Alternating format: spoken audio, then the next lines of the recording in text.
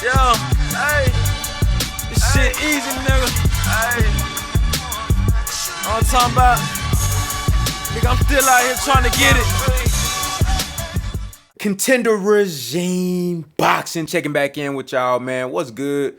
So I was watching the Romero versus Barroso fight last night. The fight card was pretty cool. The first fight with Sims versus, I forgot the guy he was fighting. I forgot his name. That was a pretty good fight. The second fight with Bartholomew, I didn't really enjoy that fight that much.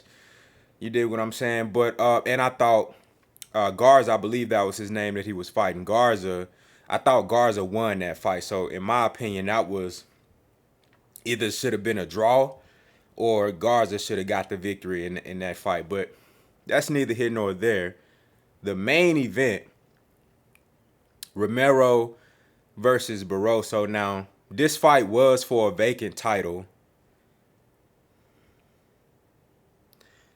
A vacant title at 140. This is Rolly Romero's first official fight at 140, coming off of a knockout loss versus Tank Davis. Moves up to 140, fights for a vacant title. Versus Barroso, who had a high knockout percentage, but he was clearly outside of the age of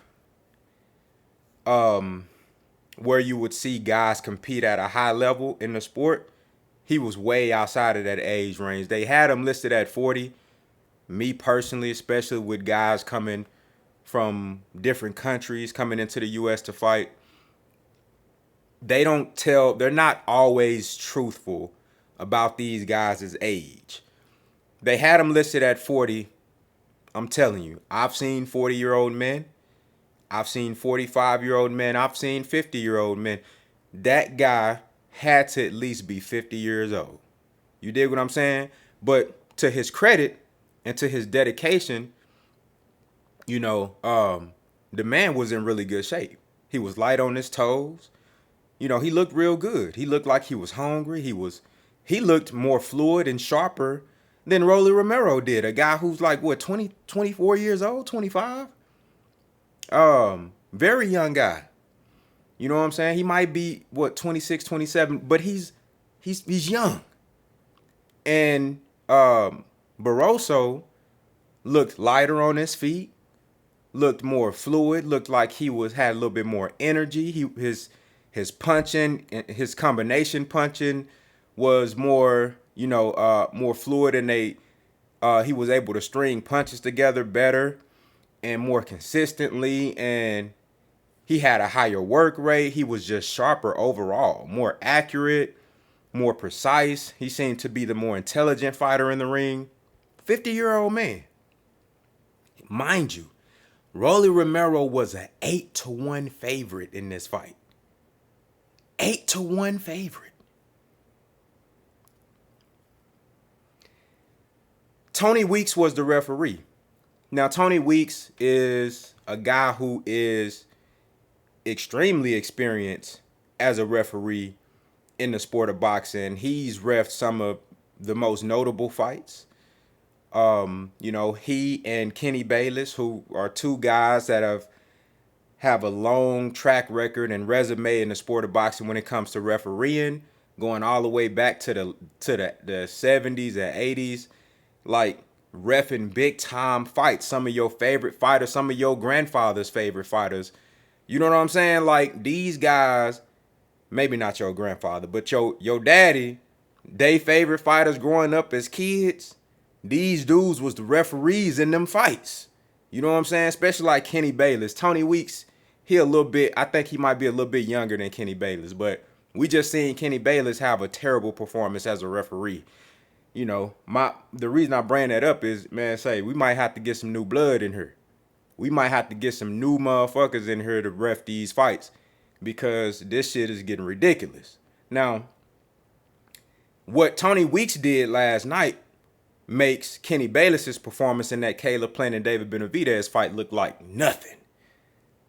He definitely trumps the excessive breaking up the inside fighting that Kenny Bayless was doing in that fight. Him allowing Caleb Plant to hold excessively without actually like using it as a strategy and setting up shots, just holding for no damn reason. Tony Weeks, up until the stoppage, he was reffing the fight good. You know what I'm saying? He was letting the guys work, and it was a really slow paced fight.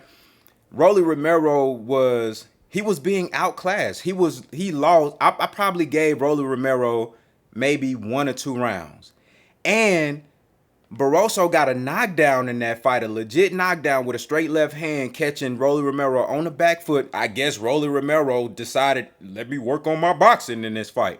He moving off the back foot. You look at his foot movement and his footwork.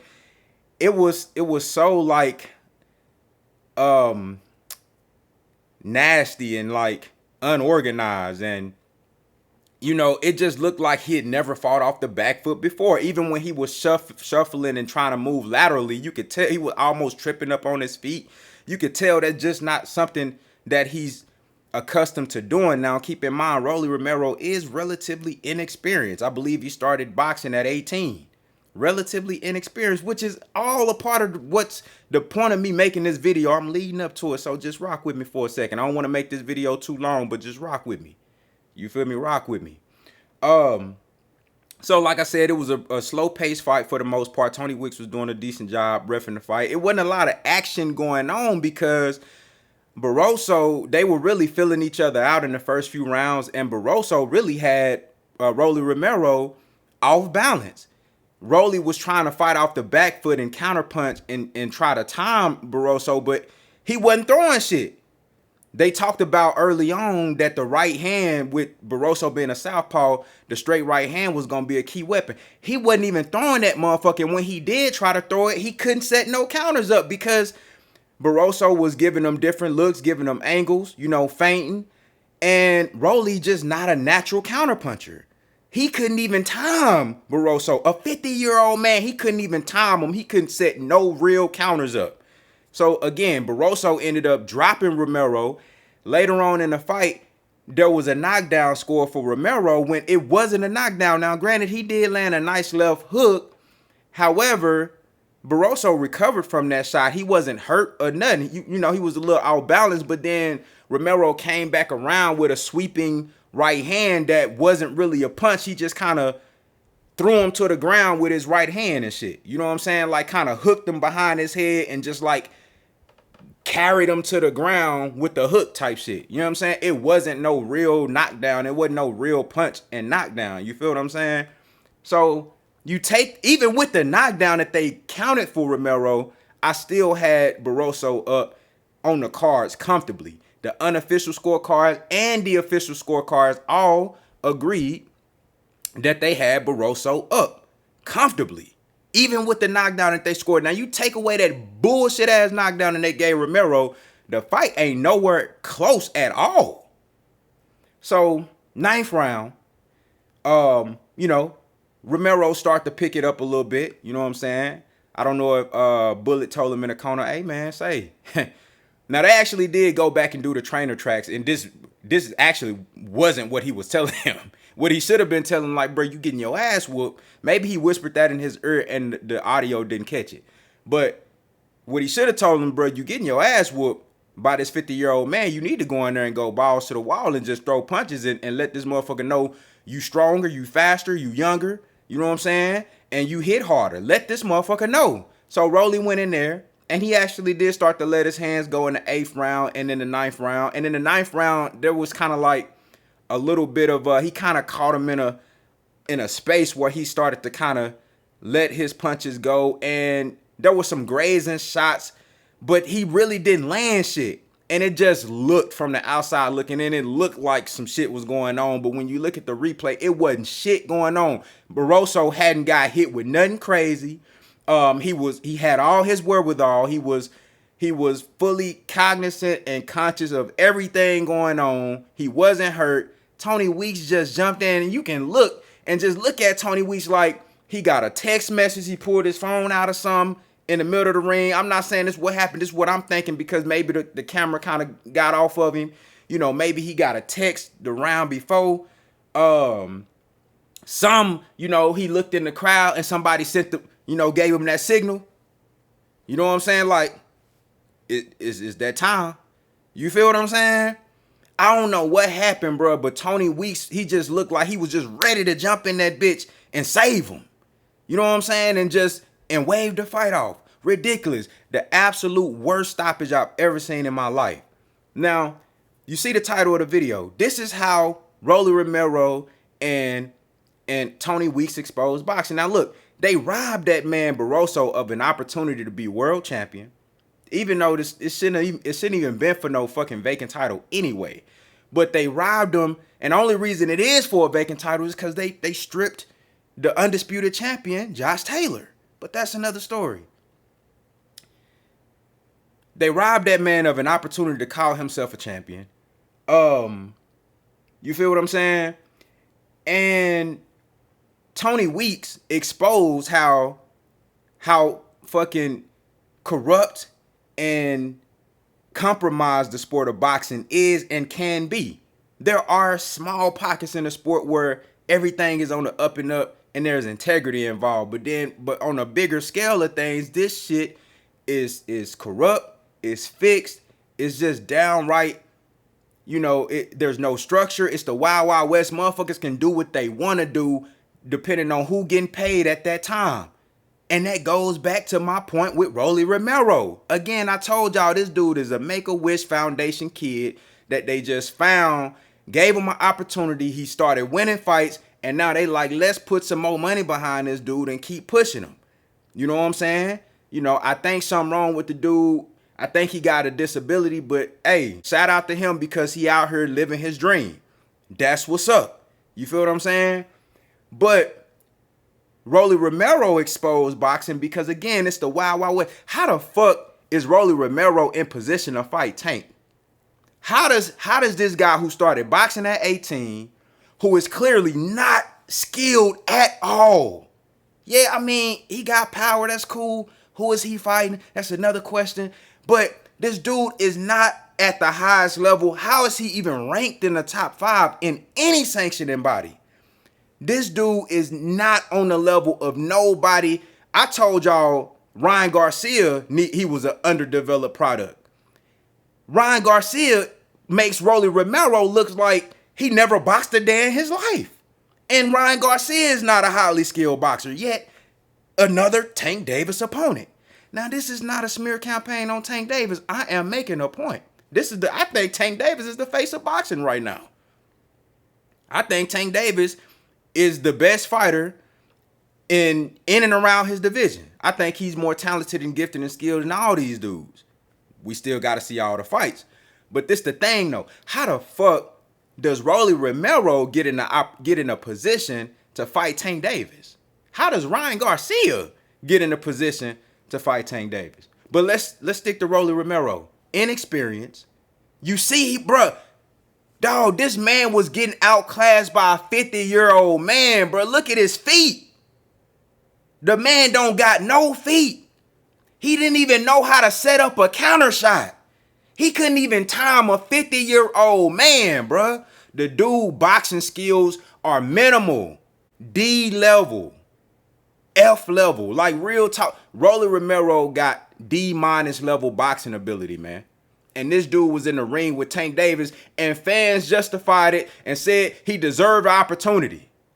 But you telling me that there's an undisputed champion in the division who done everything possible to put himself in that position, done went against the grain, done showed you the heart, the dog, the skill, the ability, the professionalism, the dedication to the sport, done worked his way up to become the undisputed champion, just told you. You seen the short that I posted, told you I've been wanting Lomachenko for 4 years. I'm mad, I'm upset. Now I gotta make him pay. He about to fight Lomachenko. That's the dude that y'all saying that gotta beg for the fight. That's the dude that y'all saying that don't deserve it. Oh, he need to sell more. Even though Rolly never been on pay-per-view before he fought Tank, Ryan Garcia never been on pay-per-view before he fought Tank. Devin been on pay-per-view 2 times overseas in Australia. Internationally. A different type of bag, a different type of exposure. You feel what I'm saying? But that dude don't deserve it. He got all the belts in the division. He's clearly one of the most skilled fighters in the sport in any division. The youngest 4-belt undisputed champion ever. But he don't deserve to fight. He gotta sell more. Oh, he gotta be more entertaining. You know what I'm saying? Oh, he gotta get some more tattoos. He gotta get a purse. You got to get him a purse to get in the ring with him. Rolly Romero exposed boxing. Just like Jake Paul exposed boxing. He let you know that you can come in this bitch and you don't have to be a skilled boxer. You don't have to be dedicated. And I fuck with Jake Paul, I hate to use him as an example because Jake Paul actually cared about the sport. Like, he actually helped bring eyes to the sport. He actually put fighters on. He actually dedicate and work hard in the gym to put himself in this position to be able to compete with the guys that he's been in the ring with. But he showed you, bro, he exposed the fact that you can come in the game with some clout and you can do whatever the fuck you want. And because there's no structure in boxing, is like the Wild Wild West, where it don't matter who, bro. It's like you can come in this bitch and do whatever the fuck you want to do, bro. Rolly showed that and Tony Weeks showed that last night. Them boys exposed boxing. It's already been exposed, but they furthermore shedding the light on the corrupt and the inconsistencies and just all of the bullshit that goes on in the sport, man. Lack of integrity. Lack of fucking integrity. Rolly Romero and Tony Weeks exposed boxing. I'm going to leave y'all with this. Just think about this. Think about how Rolly Romero, did y'all see the same shit I saw in the ring? The dude is not a skilled boxer. How he deserve a shot, but Devin Haney don't. I just want y'all to answer that question for me. Y'all let me know what y'all think down in the comments, man. Contender regime, boxing. I'll holler at y'all boys, man.